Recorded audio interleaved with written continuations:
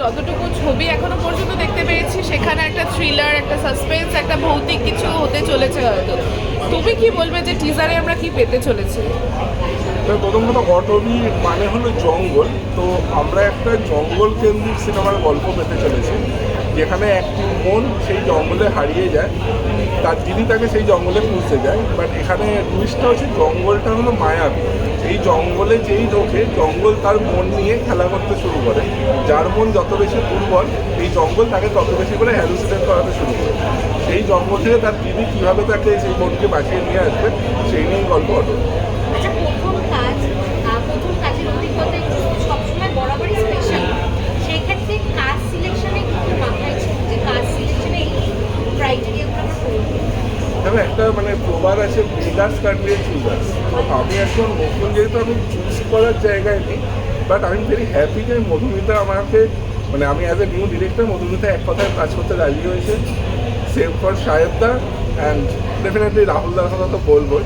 এবার আরিয়ানের সাথে আমি প্রচুর কাজ করেছি, আরিয়ান তো সবসময় আমাকে সাপোর্ট করে। তো দ্যাট ইজ আই থিঙ্ক অনুভূতি খুবই ভালো, কারণ প্রথম সিনেমা হলে আসছে, এর থেকে বড় অনুভূতি কিছু হয় না। এটাই হয়তো স্বপ্ন থাকে, এবার এটাই হয়তো শুরু হবে। ভাবছি আমি একটু ডার্ক জোনেই আর কি থাকবো, একটু ডার্ক আগে ব্যাপারটা থাকবে। দেখেছো इस कार्यक्रम को सफल बनाने में आप सभी योगदान दे रहे हैं। ये मूवी एक साइकोलॉजिकल थ्रिलर है। शूटे बोन कतटा चालिয়েছে দিদিকে नेक्स्ट जनरेशन के लिए काफ़ी इंटरेस्टिंग हुआ देखने के लिए।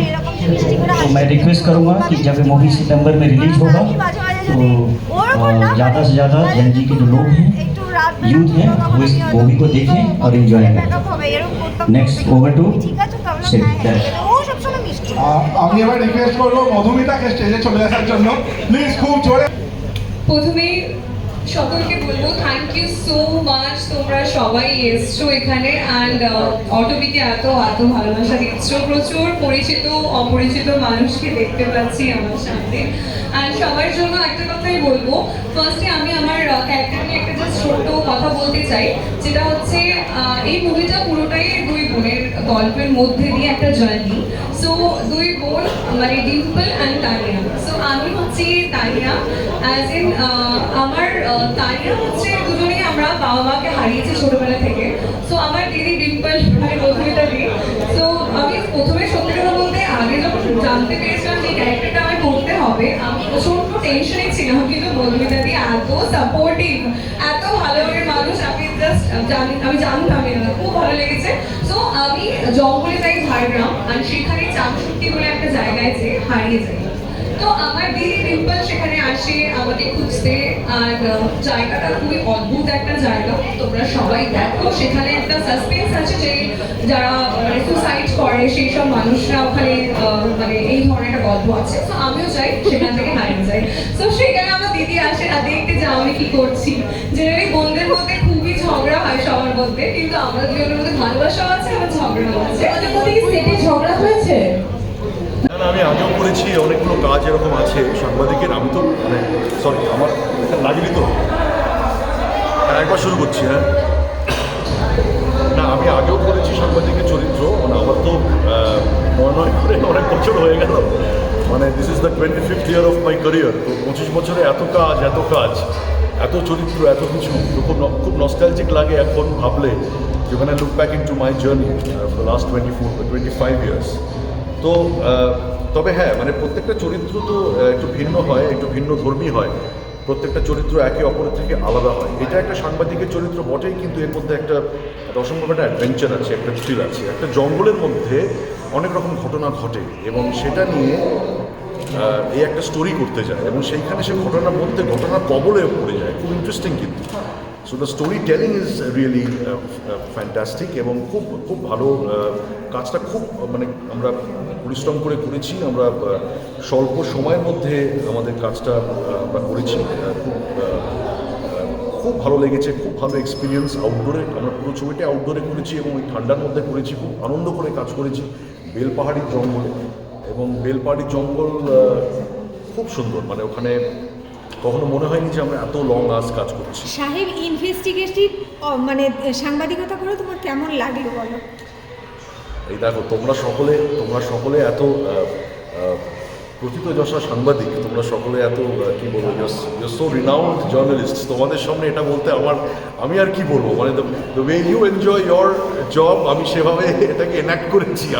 আমি সবসময় আমার সমস্ত রোলই খুব এনজয় করি, তাহলে আমি মানে if I don't enjoy character আমি সেটা নিই না। তো আমি যখন স্ক্রিপ্টটা শুনেছি তখনই আমার মনে হচ্ছে যে হ্যাঁ এখানে আমার কিছু দেবার আছে, মানে এরকম নয় যে আমি জাস্ট থাকলে আমার মুখটা দেখানো হলো দ্যাটস ইট, সেটা তো নয়।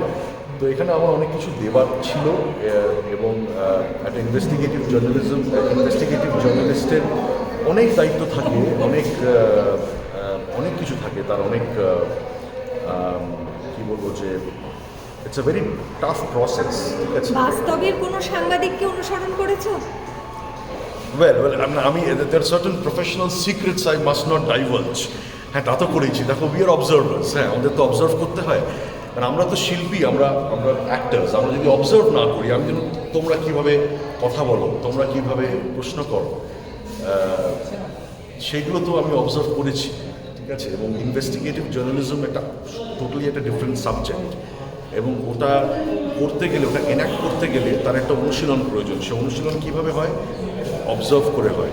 যে কোনো চরিত্র, শুধু জার্নালিস্ট কেন, যে কোনো চরিত্র, যাই চরিত্র আমি প্লে করে থাকি না কেন, দেখো সিনেমা বলো বা থিয়েটার বলো বা যে কোনো মিডিয়ামের কাজই বলো, সেটা ওটিটি প্ল্যাটফর্ম হতে পারে, উই আর অ্যাক্টার্স, আমরা প্রত্যেকটা মিডিয়ামেই কাজ করে থাকি।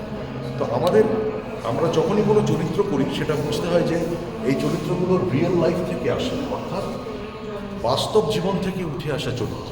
সমস্ত চরিত্র কিন্তু বাস্তব জীবন থেকে উঠে আসা, যে কারণে মানুষ রিলেট করে, মানুষ এত ঢুকে যান কেন একটা কোনো সিনেমার সঙ্গে বা একটা কোনো প্রজেক্টের সাথে, কোনো হয়তো সিনেমা চলছে বা কোনো হয়তো টেলিভিশন সিরিয়াল চলছে বা কোনো একটা ওয়েব সিরিজ চলছে, মানুষ এত গ্লুড হয়ে যায় কেন? কারণ শুধুমাত্র কি এন্টারটেনমেন্ট তা তো নয়, মানুষ নিজেদের জীবনে ঘটে যাওয়া বিভিন্ন ঘটনার সাথে রিলেট করার চেষ্টা করে। আর আমরা যেহেতু অভিনেতা, আমাদের অনেকগুলো ফেসেস থাকে, অর্থাৎ এটা খুব ডিফিকাল্ট জব। সি being an actor is a very very difficult job my friends, কারণ আমি যেটা নই সেটা আমাকে করতে হয়, অর্থাৎ আমি যে চরিত্রটা আমি নই বাস্তবে, সেই চরিত্রটা আমাকে ভেতর থেকে বার করতে হচ্ছে, আমাকে ইমোট করতে হচ্ছে। শাহিদ, তোমাকে একবার কাটবো, সেটা হচ্ছে এই মুহূর্তে তুমি খুব সুদর্শন খলনায়ক, এই ছবিতে তোমাকে সাংবাদিক